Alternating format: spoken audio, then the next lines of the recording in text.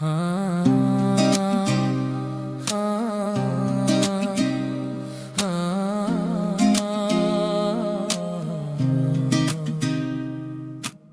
sabah kalkarım yüzüm sekte de, dünya ağır gelir kalbim tövbede. Ellerim boş ama umut içimde, sen varsın ya yeter bana gecede. Yüzüm kirliydi rahmetindeydi, kırık yerlerimi bir tek sen sezdi. Adım adım yürürüm bu dar sokakta, nefsim susar ruhum sana geçti. Biliyorum yol uzun, biliyorum kalp yorgun ama kapın açık durur.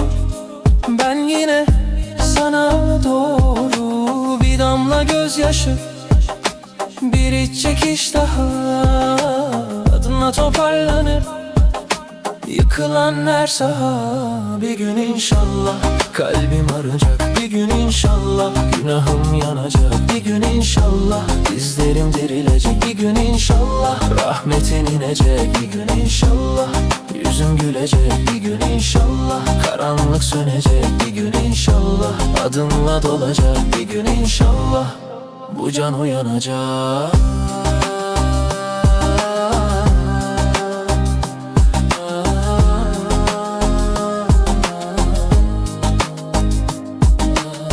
Çok kez düştüm, kalktım yine.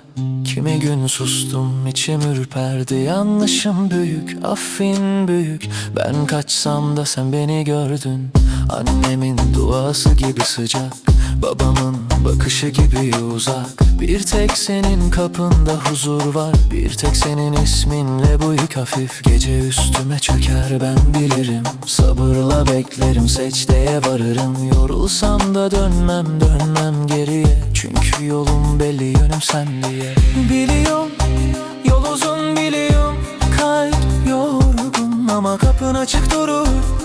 Ben yine sana doğru, bir damla gözyaşı, bir iç çekiş daha, adınla toparlanır yıkılan her saha. Bir gün inşallah kalbim arayacak, bir gün inşallah günahım yanacak, bir gün inşallah dizlerim dirilecek, bir gün inşallah rahmetin inecek, bir gün inşallah yüzüm gülecek, bir gün inşallah karanlık sönecek, bir gün inşallah adınla dolacak, bir gün inşallah bu can uyanacak. Al şu kalbi temizle, al bu yükü indir.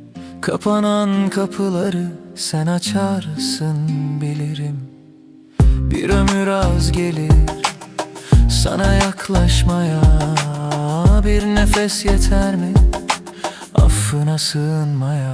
Bir gün inşallah kalbim arayacak, bir gün inşallah günahım yanacak, bir gün inşallah dizlerim dirilecek, bir gün inşallah rahmetin inecek, bir gün inşallah yüzüm gülecek, bir gün inşallah karanlık sönecek, bir gün inşallah adınla dolacak, bir gün inşallah bu can uyanacak.